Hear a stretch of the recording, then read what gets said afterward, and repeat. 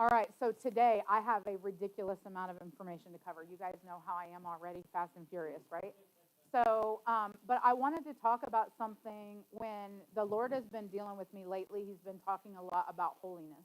And I think that kind of came out whenever I was praying last week. And that is it's a hard, it's a heavy subject because it's not something I look at myself as, right? Like, oh, the holiness, that is overwhelming if you really get into that. And so I feel like we have two types of people that are always represented in our congregation. And sometimes it feels like the message is up here, right? So for people that are just starting from ground level, sometimes it feels like that. You've got other people, just like we saw when it comes to, is this okay? Can you hear it? Okay. And sometimes people feel like, I don't really know a lot about that. And so there's a subject that I feel like the Lord was asking me to talk about. And I'm like, say, what? This is not something I don't eat. So I went to seminary. And so I learned this in seminary. But I have zero times, I think, and that could be that it's just gone from my memory. But where I have heard this again. And that's because it's specific to study. So sometimes people will talk about this subject that I'm going to talk about, but they talk about aspects of it. But we're going to study it as an overview as a whole. So I want to know, like I said, for the youth, we're going to start talking about John, right? So John is like really the evangelical portion of the gospel, right? So it's one of the gospels. But it doesn't have any of the parables. It doesn't have any of the other stuff in it. It talks about access to Jesus, access to the presence of God. What does that even mean? And so it goes through his life and story, but it's really the entrance into Acts, right? It's the entrance into accessing the presence of God where we didn't have to go through all of the rituals, all of the everything. But actually, that's what I'm going to talk about today is we're going to go way back. We're back in Exodus. We're going to discuss the tabernacle. And I know this is a crazy subject, right? Like it makes me shaky to what is it? It's going to be a fast overview. Buckle yourself in. Buckle yourself in. But I want to know first by a show of hands, and I want you to be real honest. How many of you really feel like you know about all of the items? What were they for? Where were they placed? Why were they there? What does the tabernacle look like? What's the purpose? Oh, so that's a great answer, though, because I was learning things going through this study. This is not going to be hey, we're going to talk about this verse and this verse. This is like, we're about to study the way this was set up and what the purpose was, because I don't feel like, a lot of times we sing songs, right? Like, better is one day in your courts than 1,000 elsewhere.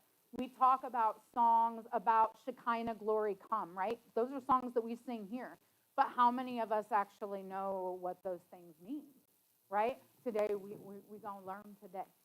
So it really is about, so going all the way back, we're going to Moses, right? He is literally, we're talking about, when I was looking through this, because I wanted to give an overview also to the youth so that you understand the placement in time for this piece, right? Because I'm kind of like a history nerd and I like some of those things. So when we're talking about the plagues, we're talking about the plague of blood, right? So Moses is like, let my people go. They're in captivity. Let my people go. Pharaoh's heart was like, no, that's not going to happen. So he sends the plague of blood, which did what? It turned the Nile to what? Nile to blood, right? Everything was dying. Everything stunk. He was like, you will know that this is also a miracle, right? Because we always think of like things like your situation, like with the truck, like this is a miracle, but really he was bringing to pass all of these things, and it was going to bring a reckoning to what was happening with the Israeli people, with his chosen people. So he then sends what? Frogs, right? Gnats, flies. The livestock were dying. He sent boils. Super painful, right? So all of these things, and they were like, listen, I'm over it. Like, this is terrible. This is the worst. Everything was being invaded. Then a hailstorm. It was destroying everything. It was peeling. Yeah, it was tearing up the crops, peeling the bark off the trees, all the outside structures, people were being destroyed, killed. Yeah, killed livestock. Like it was serious. Everything that was in the path when he was like, you will let my people go, and they didn't do this. So this is what he was doing with all these outward signs, right? Locusts, darkness came upon everything, and then what? What was the final? Killed the firstborn. And that wasn't just the firstborn babies, that was everything. Firstborn of everything, that's it. Right, so it's real serious. So then you have Moses taking his rod, right? So 2 times talks about Moses' rod. One was about water coming from, was about water coming from the rock.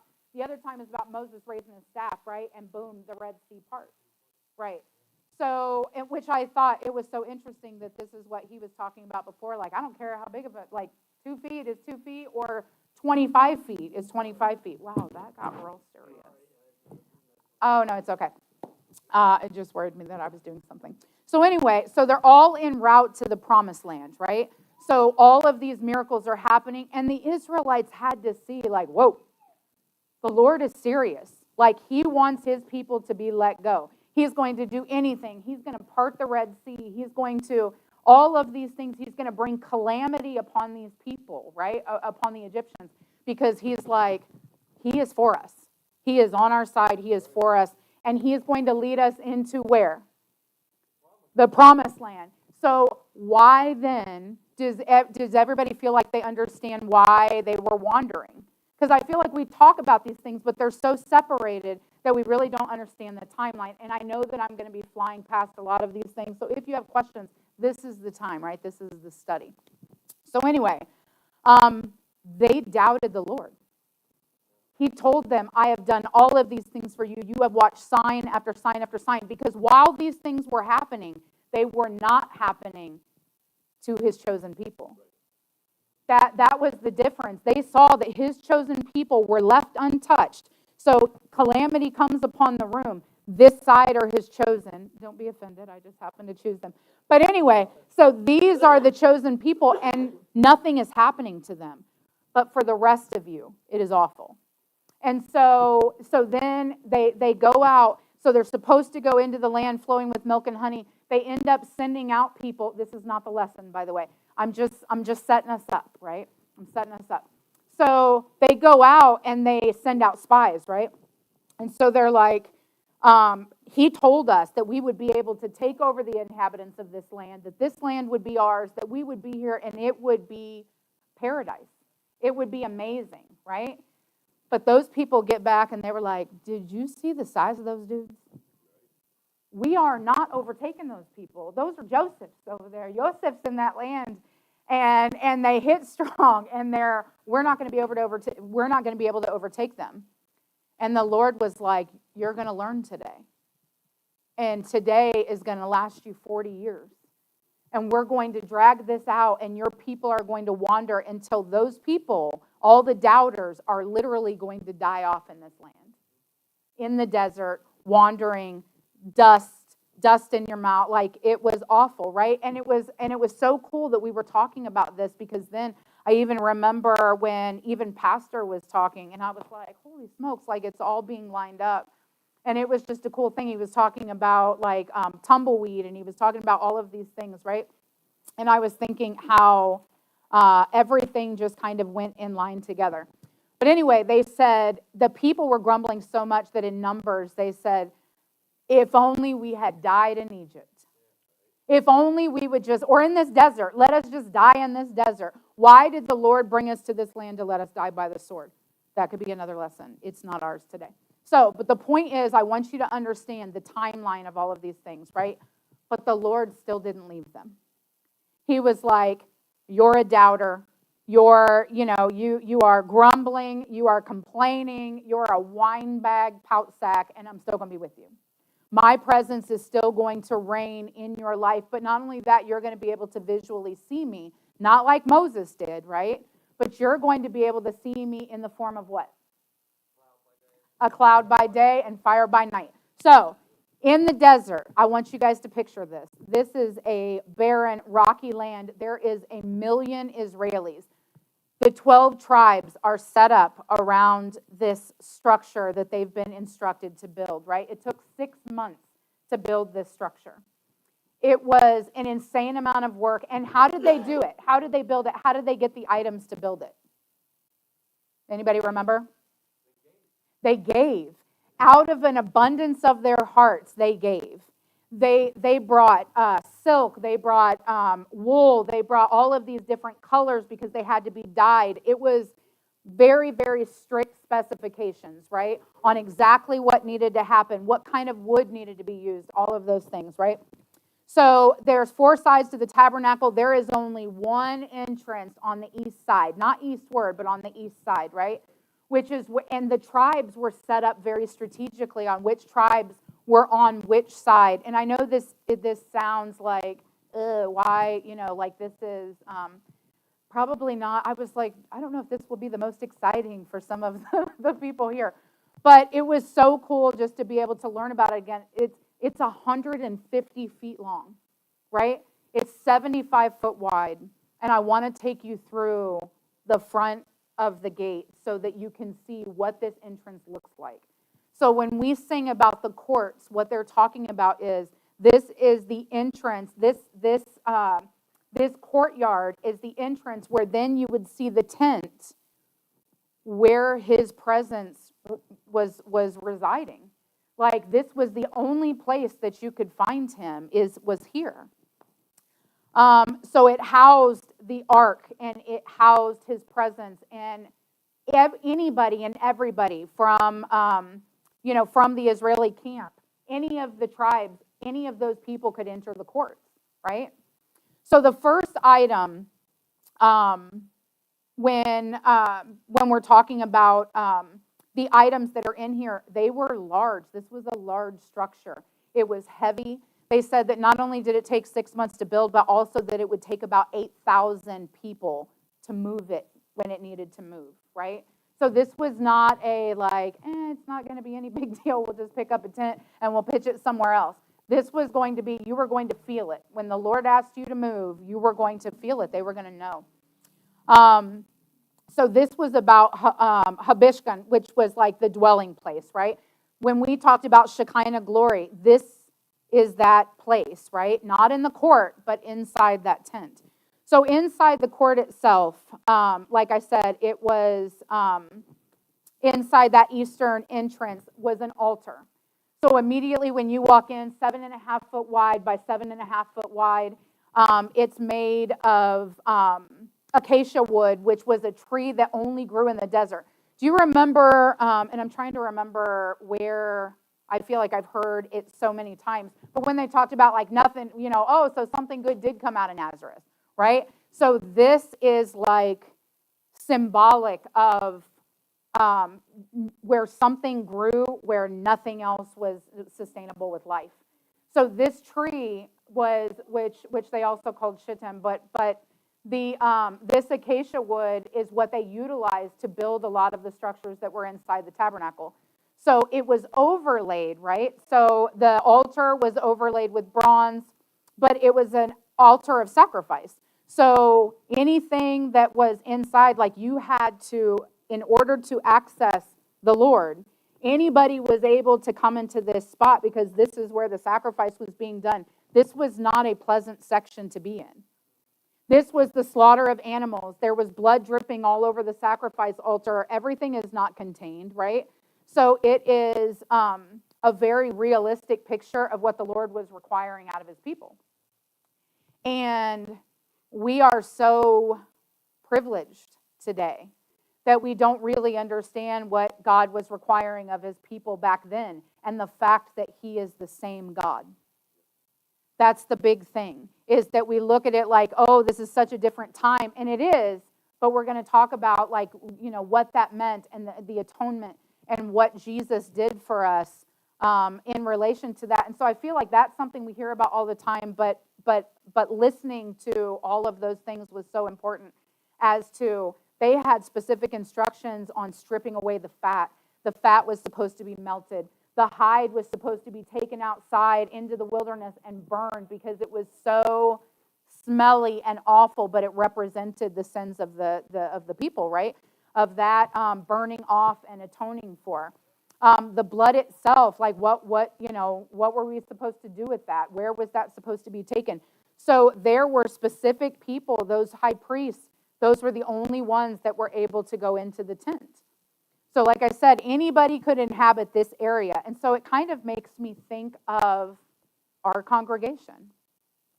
When we're walking in, this is where anybody can be. This is supposed to be where we're, like it's a sacrifice, whether it's a sacrifice of praise or whether we're talking about all of those things that we do to prepare ourselves for the glory of God, right?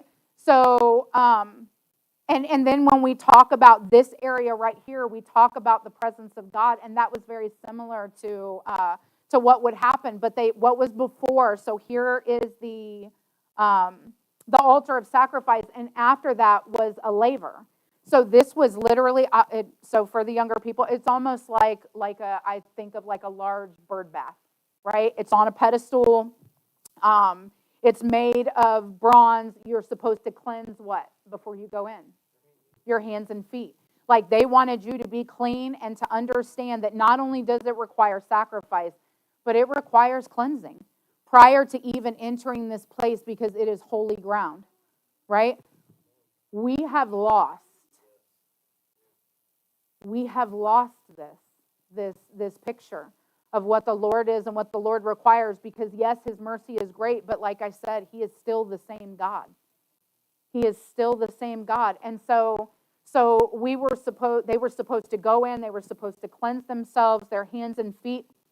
And at that point, so if we're looking if the structure itself, so basically around the structure were basically like sheets, right? Like they were fabric that were being contained. There's 5 pillars and it starts the tent itself, right? So once they're moving inside the structure, I started thinking about that. Like we said, better is one day in your courts than 1,000 elsewhere. All the way in Psalms 84:2, it says, my soul longs for you. Yes, even faints for the courts of the Lord. But a lot of times we don't understand what that means, but that's how they accessed him. It was coming into this place. And how many times did the high priest go into the actual tent itself? How often was that? Once a year. Once a year to atone for his sins and the sins of the people, right? That's a heavy job. that you know what I mean? Yeah, it was a heavy job. They had to have very specific clothing, everything, the breastplate and all of it was so meticulously set up. A robe to tie around. Yeah, absolutely. Just in case. Just in case. You want to explain that? Because I think that is such a perfect point. High priest, he didn't know either whether he was up to God's standard, so they would tie a rope around the right ankle of him. So when he would go in, if he didn't make it, they would have to drag the body out. Absolutely. And it almost makes me think of, which I know, obviously, I know we're teaching in church, but I love, what is it? The Never-Ending Story?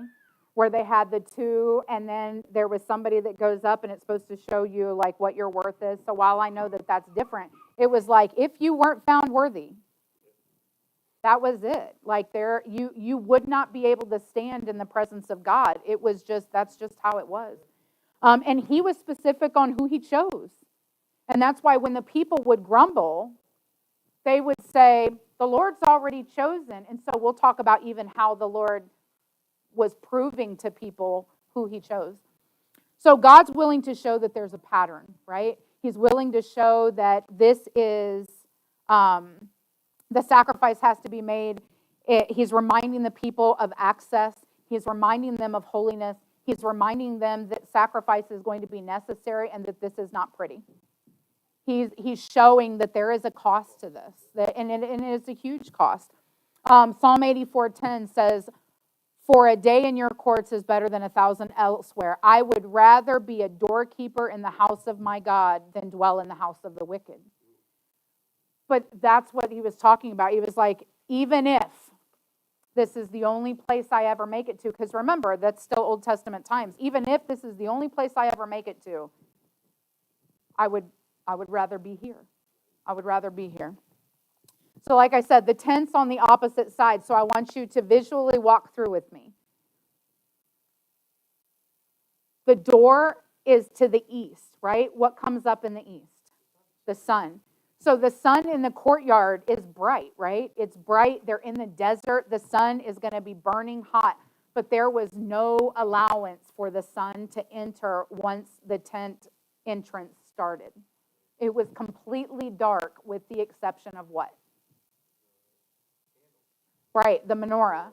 So if you're looking as soon as you enter, which I know like I'm opposite of you, but as soon as you enter on the right-hand side, there was a table, okay?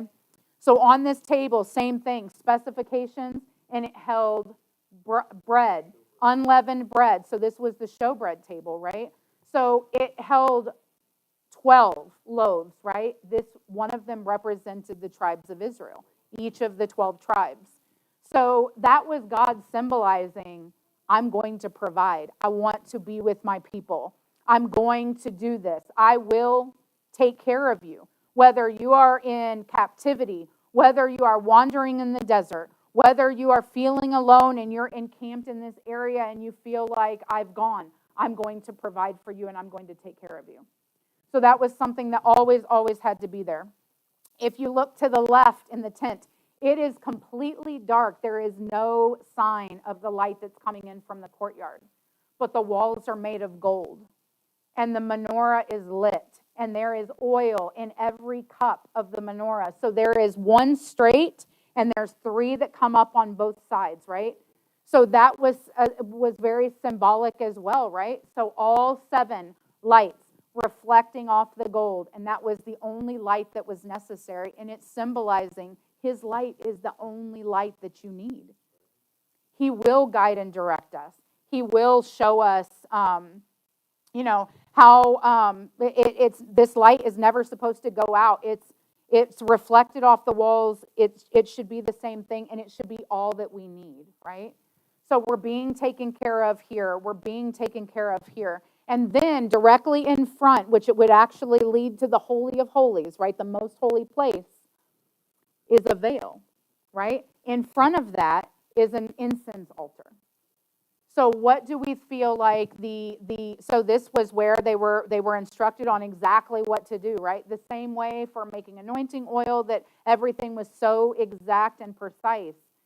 The incense altar was the same way. The specifications were the same, and the incense would be lit and it would rise, right? So this was very symbolic of representing the prayers of the people, right? The prayers of just all of us.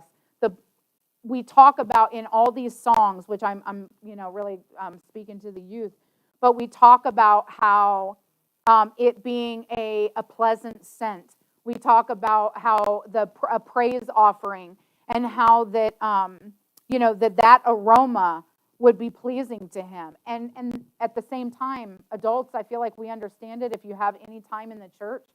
But young people are like, what the heck does all this mean? Like, what do you mean? Like, why do you got to burn incense? And especially when we look at the negative connotation that today's world has placed with incense, right? This is something completely different, where then we're lighting sage and sweetgrass. I know, I came off the reservation. My daughter is a registered tribal member. Like, I fully get it. And I remember then looking at, they would say the same thing, that this is like our prayer, right? So like it's going up. But nowadays we've put so much faith in rocks and crystals and incense and all of these things that are just, this was supposed to be a representation only. That was it. So remember, so what's on to the right as soon as you walk in? So you've got the courtyard, so we'll go back to that. We're just going to do a brief recap. So you've got the courtyard, you've got what is first? What is it? Well, in the courtyard.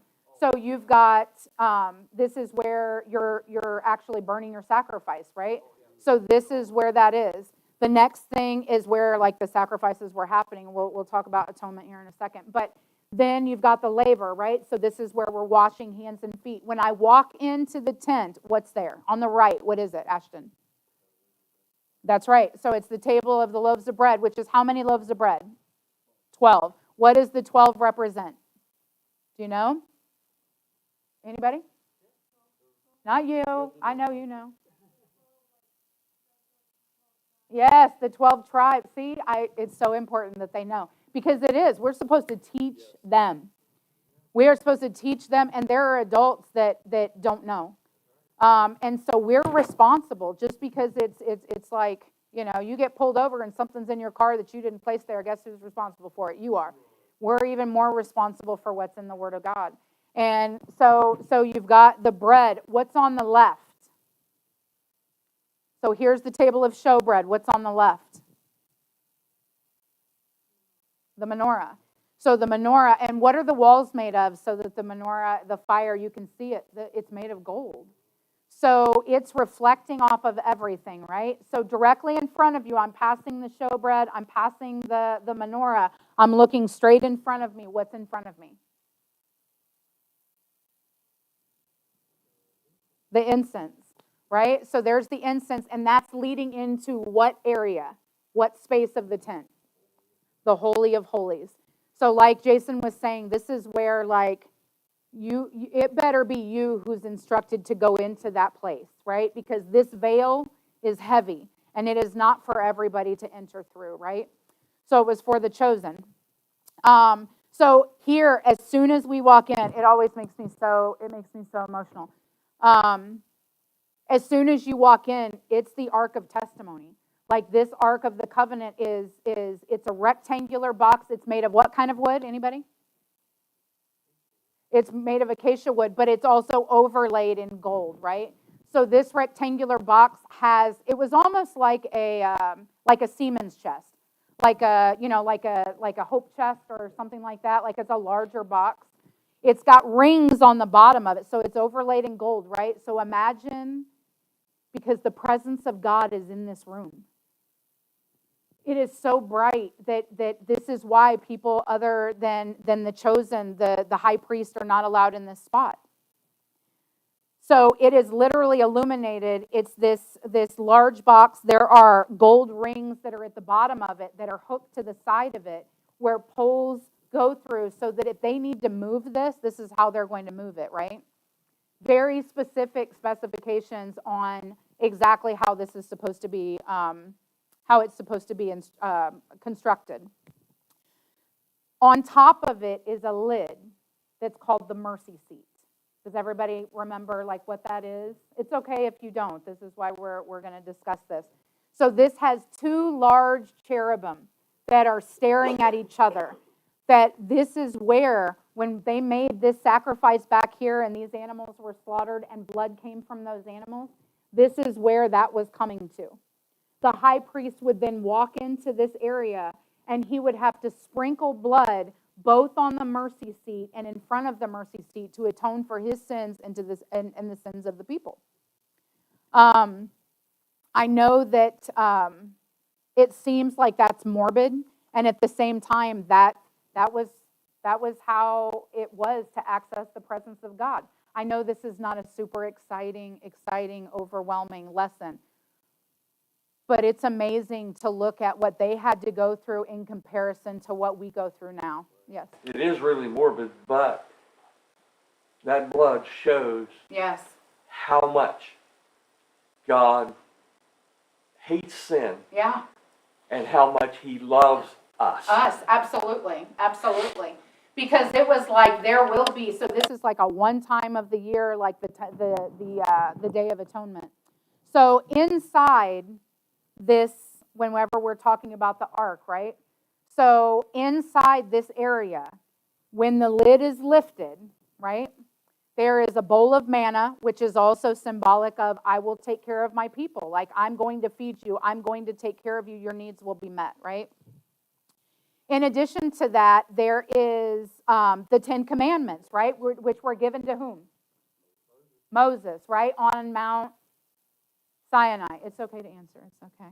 Yeah, no, it's good because I want people to see in the beginning when this was constructed, he didn't even have the tablets. Like the tablets were going to be placed into here because this was a sign that God was commanding his people to holiness.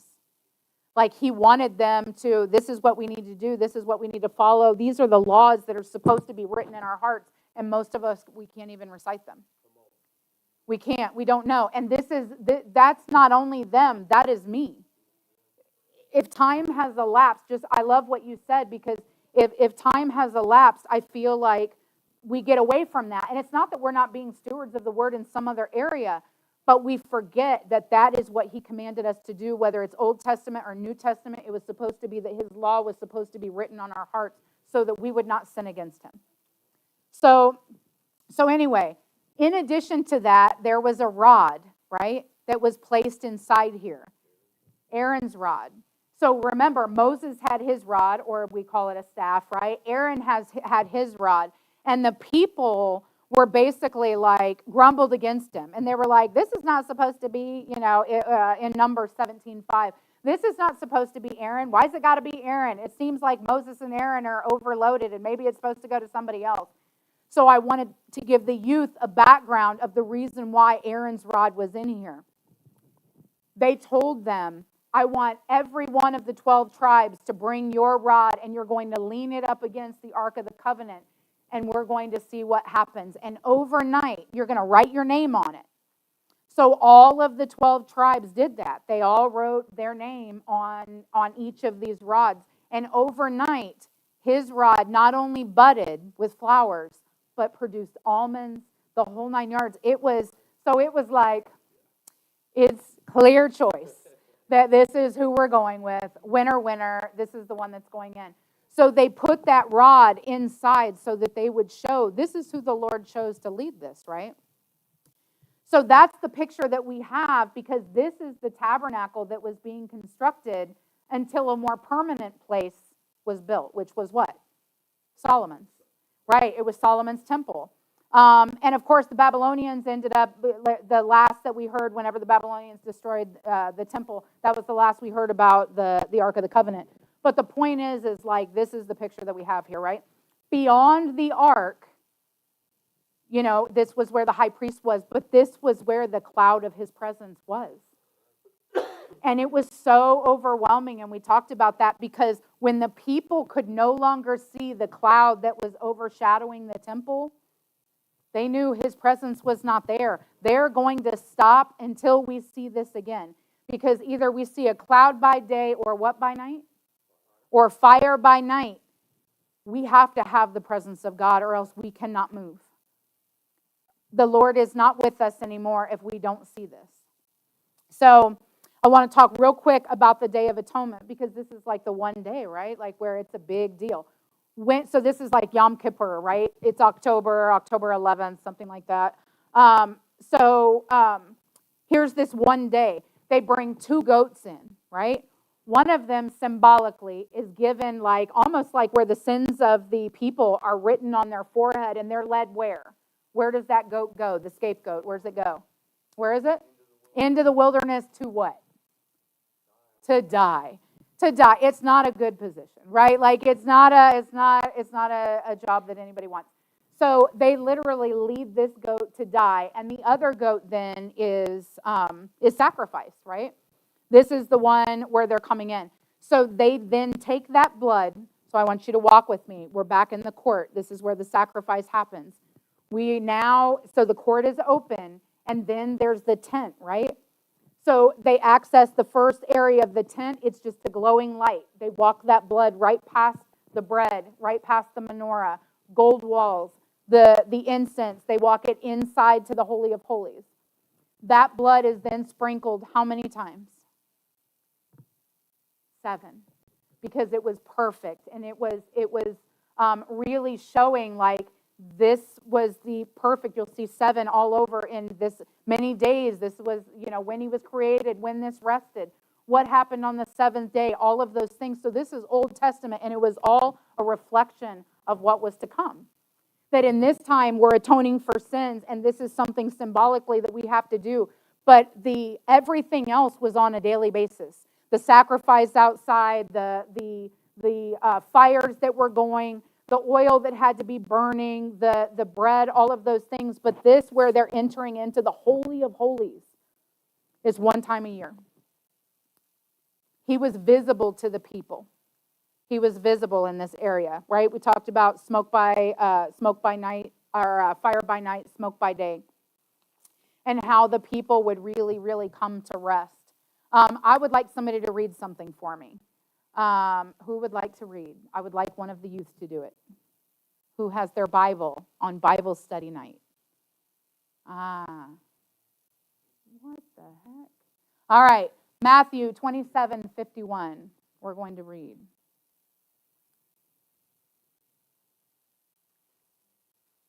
So don't read it yet. Do you have this up here? Oh, Lily has it. Lily has the Bible. Do you have the, because I wanted you to be able to see, have you actually seen like a visual of the way that the tabernacle looks? Anybody? The way that it, okay. Yeah. So what about the rest of you? By a show of hands, how many people have actually seen the way that it looks, like a visual representation? Okay. All the mouses, we definitely. Which is good, which is good. You're supposed to raise them like that. They're supposed to be like that, right? So, but what I wanted to do is I wanted to just, I wanted to show you, it's only a couple minutes, it's not very long at all, but I wanted us to be able to see it so that we understand the differences, and then we're going to talk about very briefly what that difference is in New Testament times. Am I blocking anything?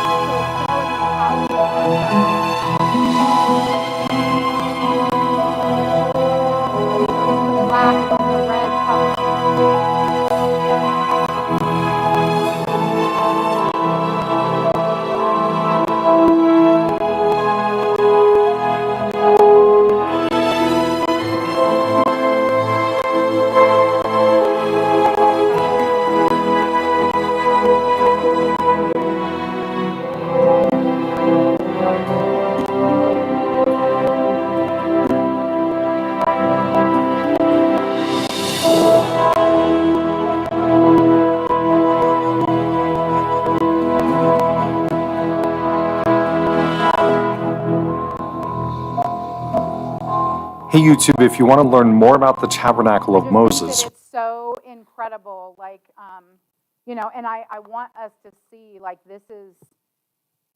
he's not any different. He just provided us access. He provided us the covering. He literally tore the veil so that we did no longer have to wait in the court.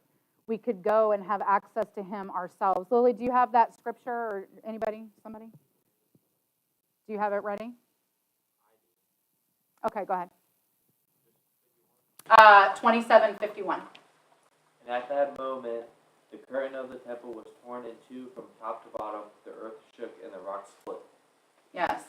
So it literally is saying, like, from top to bottom, there is no longer, you do not have to have any extra privilege to be able to have access to the presence of God.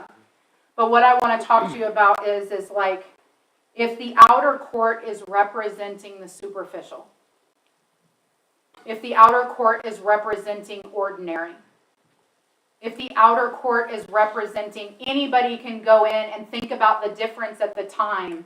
It's where the multitudes were contained. It's where all the mess was. It's where, you know, just that understanding that somebody else was doing something for your sin, because those people weren't going in year after year, right? But they could watch the presence from there. They could hear it. They could hear the presence of God from there. But I feel like that's how we so often are in this congregation. In every congregation. Every believer at some point decides whether this is enough. Come on. Mm-hmm. Preach it. Is this enough? Come Come on. Is it enough for me to go to church on Wednesday and Bible study? And I'm not trying to do this to bring conviction. I'm saying I have been this person over and over in my life at different points. Is this enough? Is it enough to just know about the sacrifice and think, well, I believe in him? And my mom used to say there's no such thing as fire insurance. Like, do you know him or do you know of him? There is a difference in, yes, you ask people anywhere, oh, do you believe in God? Yeah, I know that there's a God. I believe that there's a God. Do you show it? Do we know? Do people, Preach. whenever they're around you, do they say this is somebody that's been in the Holy of Holies, or is it somebody that has surrounded the outer courts for a long time? Mm. Can you tell that you have been with him? Can you tell, do you smell like the sacrifice of burnt skin, or do you smell like the presence of God that you would feel within? Do they smell incense on you because of prayer? Do they, what do when people look at your life, when you take a good look at your own life? Because I would imagine that going in for the Day of Atonement, boy, I'd be doing some real reflection. Right? When I was prepping for this, when I was like, this seems heavy. This seems like I am not fit to discuss this. And at the same time, he was like, I am the mercy seat. Come on. I am the mercy seat. It is my blood that atones for your sins. It is my sacrifice that was made that covers your life. And then I feel like, what am I doing with that sacrifice? Am I really living like that is a real thing? It's interesting, when they right before they released the goat, the high priest laid his hand Yes. on the goat's head. Yeah. And he confessed the sin, not only his sin, Yeah.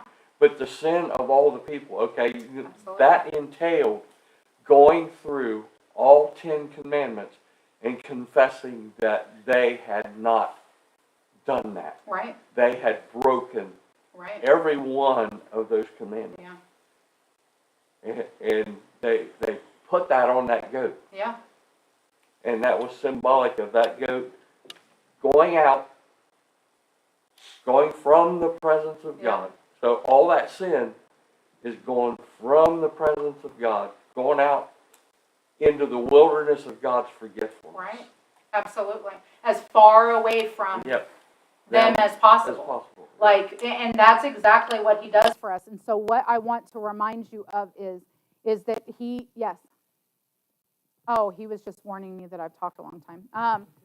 But that was the thing, was that it was about teaching you that you have the same access. When, for the youth, I'm not saying there's anything wrong with special speakers. The Lord sends people. You don't throw the baby out with the bathwater. If there's things that don't necessarily sit right with you, there is still a blessing in all of those things. The Lord can use anything to teach you a lesson, to talk to you, he will send ravens if he needs to. Whatever it is that he has to do, he will do. When they say stuff that you don't understand and it's over your head, and at the end, when you feel this stirring, right? And you come to the altar and you cry, don't be discouraged by that. When somebody says, you're just going to have this emotional reaction. You know how many emotional reactions it took for me to try to get my butt in gear? And how many times I fell away and walked away and did all of these things and had to come back. And it is humbling, because you are like, why am I here again? Why am I here again? Why am I here for the same thing? What did Paul say? The stuff that I want to do, I don't do. And the stuff that I don't want to do, I keep doing. This is Paul. This is after his conversion. So please don't let people look down on you, and don't feel bad because of your youth. The altar is an important place to be, because it is where you confess. It is where you bring those things forward. It is where you are changed, because it requires effort from you. Not you sitting there in your seat, not you being on your phone, not all of those things that all of us at times are guilty of. It requires movement and action, where I cannot get there from here. I've got to get up, I've got to move, I've got to make an effort. We are so lazy. when I lay in bed and pray, I'm like, I am so lazy right now. That's what I think. I'm just telling you, these are the things I think about. The musings of Melissa. It's not good in here. It's dark. It's crazy in here. So, but those are the things I think about when like, just like with Jesus, can you not stay awake with me for an hour and pray? Can you not do this? And so then I feel like, ugh. So in my mind, I'm constantly battling. When I pray, I don't know if you sound like this, but it makes me feel like I'm wrestling with the Lord. Lord, I know I'm supposed to feel like I can absolutely have access to you, and at the same time, I'm supposed to be really meek and mild. I'm supposed to be confident, but this is how I'm supposed to be. I don't want to believe in thinking that everything is just, that I'm going to speak this into an existence, and at the same time, I'm going to have faith that this is what you're going to do. I want to be humble, but I know you own the cattle on 1,000 hills. I know that I'm supposed to have access to you, but who am I? Who am I? And it's not about who we are. It has nothing to do with you. It has nothing to do with me. It is about the fact that he is the Holy of Holies. They said, what is your name? He said, what is his name? I am. I am. It is an amazing thing that we have, and we take it for granted every day. We talk about what coffee we got. We talk about who's got donuts. We talk about where we're going to eat after the sermon. We talk about how long has it been since we've been in here. We talk about eggs. Aren't these filled with chocolate? The kids are on their phones. The adults are the same. So don't think I'm just pointing out the kids. All of us, when we don't understand, if this is the tabernacle, we have just stepped in, we have access to the presence of God, and we don't even utilize it. We won't even walk to the front for it. We won't sing for it. We won't raise our hands for it because somebody is watching, and we feel awkward. There are times where I feel awkward too, but let me tell you what. One of these days, all of that is going to pass away, and it is going to be about what internal decision have I made to worship the God that I call king. And if I'm not doing this, is he really king? He's really king, but he might not be king to me. And so I just want to encourage you today, don't stand in the outer court. You don't have to. If you want something more and it's something you don't feel, it's because you're not making yourself accessible, because he is there. He has told us time and time and time again in the New Testament, and that's why with the youth, this is what we're going to learn about, is